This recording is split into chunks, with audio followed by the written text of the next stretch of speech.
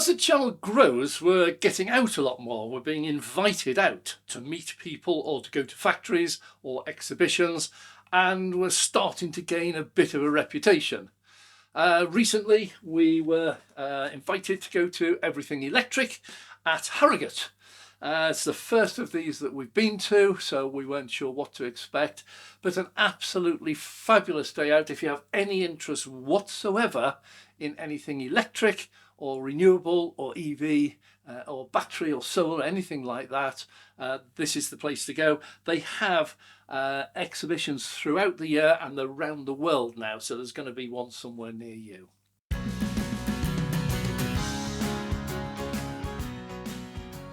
So I'm Dave, welcome to Dave Takes It On. We attended another exhibition, and this was down in the Midlands. Now we have had a lot of comments about disabled or less abled or people with difficulties. What's in it for them? Are they able to enjoy EVs? And this was all about e-mobility. It's a factory that's doing an awful lot to help the less able in our society. So Jonas and I went down there. We'll be producing a number of videos on specific topics, but one of those was a fabulous chap. He's a soldier who unfortunately was seriously injured. He's now in a wheelchair, and he was horrified to find that whatever wheelchair he got, electric push or whatever, they couldn't go up a simple curb. And he said that vast majority of places are just out of bounds to him. He says you have no idea until you get into a chair just how limiting it is. So the exhibition was really great. It was looking into an awful lot of things that are going on. And he got together with a company and they built a buggy. It's a four-wheel drive, and that was able to take him.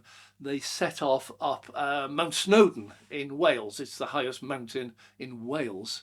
And they got very, very, very nearly to the top, had a mechanical problem and couldn't quite do it, but they were within a very short distance of the top. So there's a lot going on. He brought us up to date. We're not going to go into it right away because these will be separate videos, but it just made me aware that there are an awful lot of people out there who have restricted mobility, and there is, I won't swear, very little that people are doing other than ticking boxes. Yeah, he's got a wheelchair, doesn't matter if he can use it. He's got a wheelchair, so he's off the list. Let's go on to the next one. But behind the scenes, a huge amount of work going on. So we'll be bringing you some of that. Also at that exhibition, we met up with a mobile EV charger for if you run out of electricity. Your battery goes flat while you're belting down the motorway or down a country lane. And this was quite fascinating because it leads into several other products. The first of these obviously is when you're out on the road. So you open up the back of the van, massive big battery in there. Didn't ask how big, well, he wasn't going to tell me. But it's 150 kilowatt hours, I would imagine. It's a big battery. It's also, when he gets back to the factory, wired so that there's a CCS2 socket on the front of the battery. In the factory, there's a CCS2 socket on the outside of the wall, wired straight into three-phase mains. And when he gets back, he plugs one end into the battery, the other end into the wall, and off he goes. And 2.5 hours, and that battery's full again. So the technology is advancing really quite dramatically. Where we met up with it, alongside the van, they'd set up a 50 kilowatt CCS2 charger. This is just a bog standard CCS2 charger, but it was running off this battery. And that introduces a new product, which I am going to go into in more detail. We're going to go down, have a proper visit and do a factory tour. But this is where they are able, this is a company called ZPN Energy. We met up with them in Coventry, but we are looking at one of the products, which is a battery for your home. I know there are plenty about. Tesla do them, a load of other people do them, but they're typically 10, 15, 20 kilowatt hours. What ZPN have done is very simple, and that is they've made a 50 kilowatt hour battery for the house. Why? Well, two things. First of all, this will run your house, whatever you're running within the house. A typical house has about 18 kilowatts coming into it. That's the maximum it can pull. And most houses use about 5-6 kilowatt hours in a day. We don't use a huge amount. So why the big one? Well, first of all, this introduces the idea of selling electricity back to the grid. If you can store it overnight at the 7.5p we get with Octopus, then we can do buying and selling, which Octopus do again, and we can make some money from selling excess electricity to the grid. But with a 50 kilowatt hour battery, you also have the option of just plugging in a 50 kilowatt charger straight into it. So for the first time, when you're looking at a home charger, you can now have a 50 kilowatt DC home charger. These are amazing. I'll go into the price when we go and see them and do all the filming for them. Very few people have any need for this whatsoever. But if you're in a factory, and you've got a number of reps, for example, these could be really useful for you. We went on from there. This is just looking into where the charging technology is going. And we had a discussion, again, this will be in a future video, but the problem with an awful lot of EV chargers is, first of all, trying to get the electricity there. This is the DNOs. They are dragging their feet. They're nowhere near as fast as they need to be.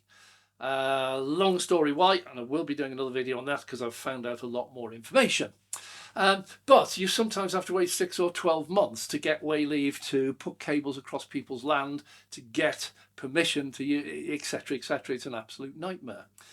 And what ZPN Energy is looking at doing now is doing away with the DNO. Well, doing away with grid. Don't go for the national grid. Mark, who's one of the directors, he actually asked a question.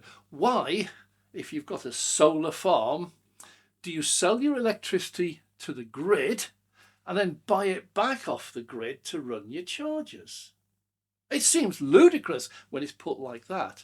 So what they're looking at the moment is making these EV chargers totally off grid. It will involve a battery bank, which is big enough to run the chargers whatever happens. It will also involve probably a solar PV farm, and it will probably involve wind turbines as well. And if there's any about, it could involve tidal or wave power or hydroelectric power.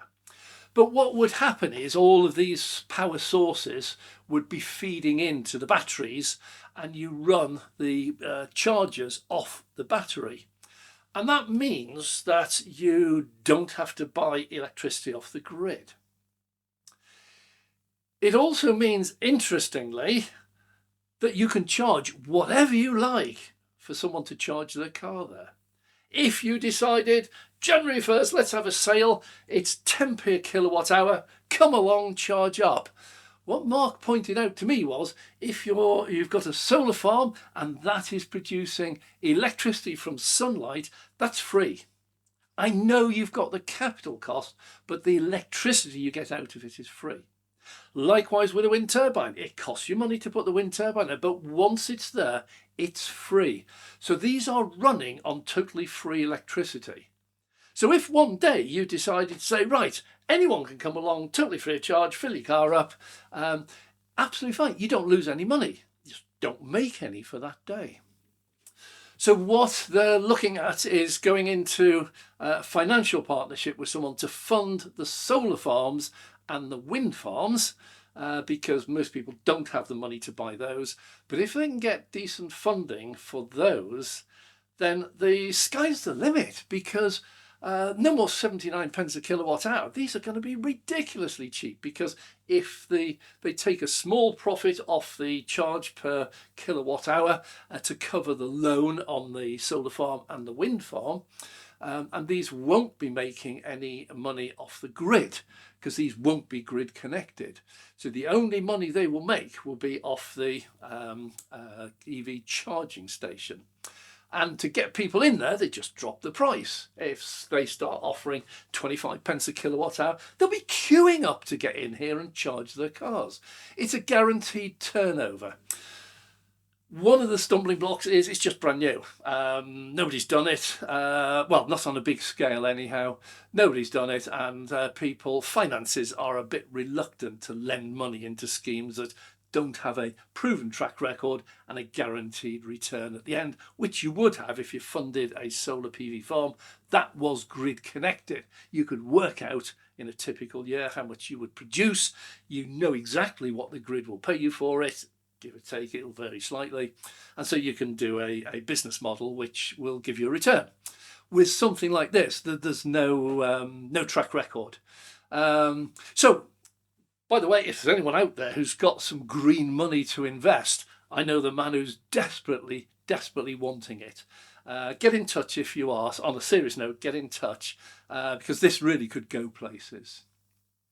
So that's that. So we had a great day there. We talked a lot about disabilities and EVs.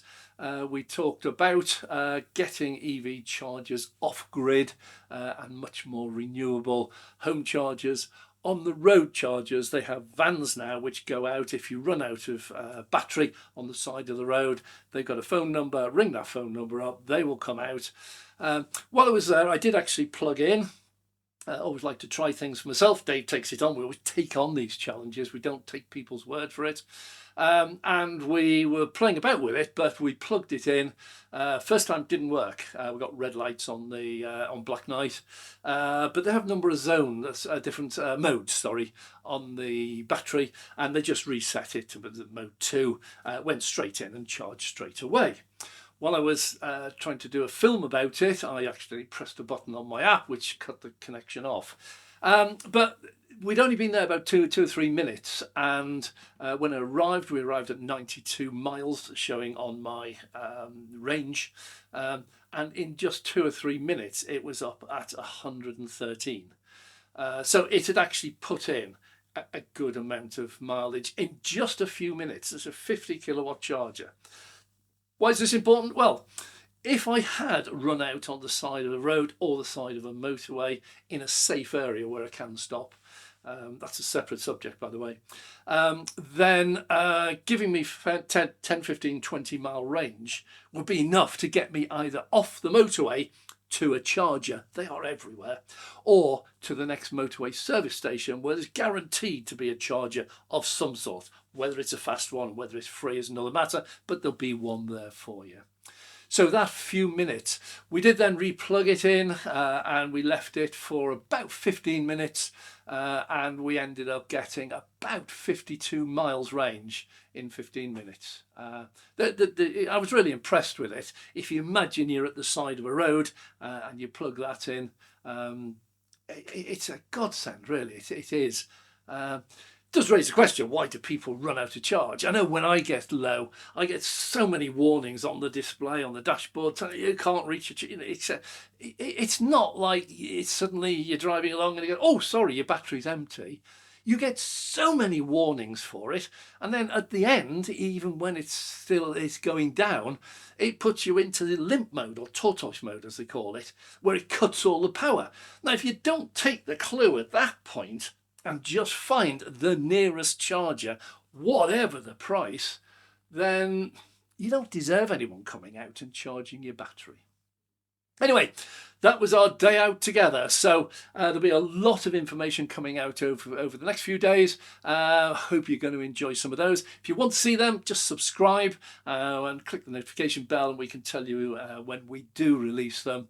And a big thank you to our Patreon members who support us financially, which enabled us to go out and do these things right throughout the country and take the time and the effort and the cost of doing the research so that we can make these videos actual hands-on experience, not reading off the internet.